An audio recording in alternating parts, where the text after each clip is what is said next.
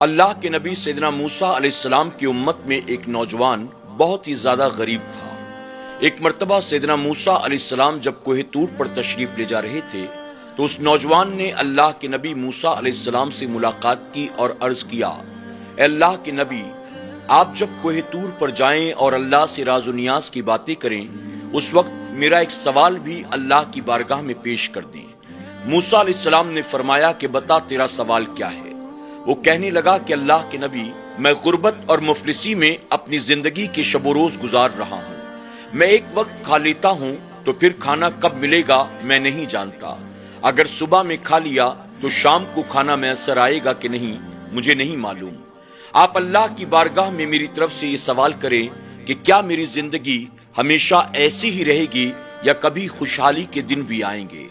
موسیٰ علیہ السلام نے اس سے وعدہ کیا اور کوہ طور پر تشریف لے گئے۔ آپ نے اللہ رب العزت کی بارگاہ میں اپنی امت کے اس غریب نوجوان کا سوال پیش کیا۔ رب تبارک تعالیٰ نے فرمایا کہ موسیٰ، ابھی اس نوجوان کی زندگی کے 60 سال باقی ہیں۔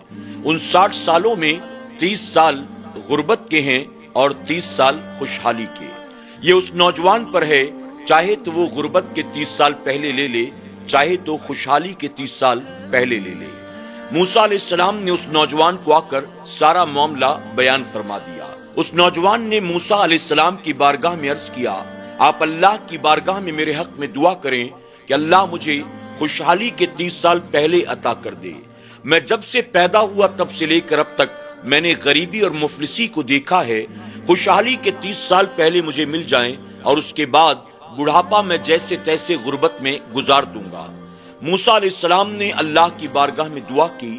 اللہ رب العزت نے اس نوجوان کو خوشحالی کے 30 سال عطا فرما دیے۔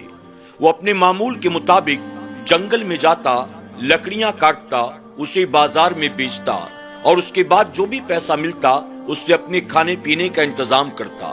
وہ پہلے بھی یہی کام کرتا تھا لیکن بمشکل تمام اس کا گزارا ہو رہا تھا، لیکن آج اسی کام میں اللہ نے اس کو اتنی برکت عطا کی، اتنی برکت عطا کی کہ کل جو غریبی کی وجہ سے پریشان تھا آج اس کے پاس مال و دولت کا انبار لگ گیا۔ اب وہ یہ سوچ کر پریشان تھا کہ میں اتنی زیادہ مال کا کروں تو کیا کروں۔ آخرکار اس نے فیصلہ کیا، اس نے اپنے گاؤں میں اعلان کر دیا، جو بھی ضرورت مند ہوں، پریشان حال ہوں، غریب و مفلس ہوں، میرے پاس آئیں، میں اللہ کے نام پر ان کی ہر طرح سے مدد کروں گا۔ وہ لکڑیاں کاٹ کر جنگل میں بیچتا، محنت مزدوری کرتا، اللہ اس کے رزق میں برکت عطا کرتا اور وہ دونوں ہاتھوں سے اللہ کے نام پر غریب غربا میں مال کو خرچ کرتا تھا۔ لوگ خوشحال تھے، کچے مکان اونچی عمارتوں میں تبدیل ہو چکے تھے، اب اس کا گاؤں شہر نما بن چکا تھا۔ وہ ساتھ ہی اپنا وقت بھی گن رہا تھا کہ دھیرے دھیرے کر کے اب 30 سال بھی مکمل ہونے والے ہیں۔ جب اسے یقین ہو گیا کہ اب 30 سال پورے ہو گئے ہیں، اس نے سوچا تھوڑا سا مال غریبی کے دنوں کے لیے رکھ لیتے ہیں تاکہ بڑھاپے میں یہ مال کام آئے۔ اس کے دل نے جواب دیا، کل تک تیرے پاس کچھ نہیں تھا، اللہ نے تیرے لیے مٹی کو سونا بنا دیا، اب اگر تو اس سونے کو سنبھال کر رکھے گا، اللہ اس سونے کو مٹی بنانے پر بھی قدرت رکھتا ہے۔ اس نے بڑھاپے کے لیے کوئی مال جمع نہ کیا، اللہ کی راہ میں خرچ کرتا چلا گیا۔ 30 سال پورے ہو گئے لیکن مال ختم ہونے کا نام نہیں لیتا تھا۔ 31 سال ہو گئے، مال ختم نہیں ہوتا۔ اس نے موسیٰ علیہ السلام کی بارگاہ میں جا کر عرض کیا، اللہ کے نبی، آپ نے یہ فرمایا تھا کہ خوشحالی کے 30 سال ہوں گے اور 30 سال غربت کے، لیکن میرے اعتبار سے 30 سال پورے ہو چکے ہیں، میرا مال ختم ہونے کا نام نہیں لیتا۔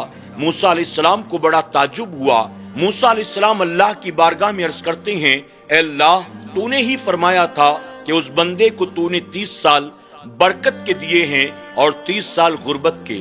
30 سال پورے ہو چکے لیکن اس بندے کا مال ختم ہونے کا نام نہیں لیتا، آخر وجہ کیا ہے؟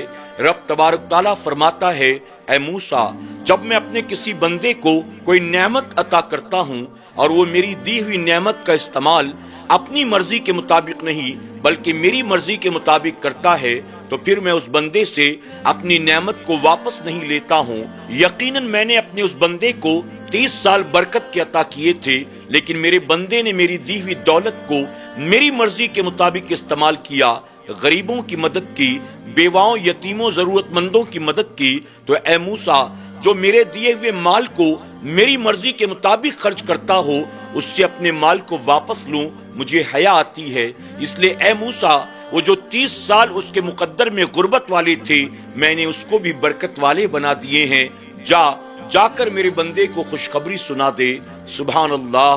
ناظرین اکرام، یقیناً ہمیں اور آپ کو بھی چاہیے اللہ کی دی نعمتوں پر اللہ کا شکر ادا کریں اور اللہ کی ایک ایک نعمت کا استعمال اپنے من، اپنی مرضی اور اپنی طبیعت کے اعتبار سے نہ کریں بلکہ اللہ کے حکم اور اس کی رضا کے مطابق کریں۔ اللہ کی دی نعمتوں کا استعمال جو اللہ کی مرضی کے مطابق کرتا ہے، اللہ نعمت کو چھینتا نہیں ہے بلکہ اور برکت عطا فرماتا ہے۔ اللہ ہم سب کو ان باتوں پر عمل کی توفیق عطا کرے، آمین یا رب العالمین۔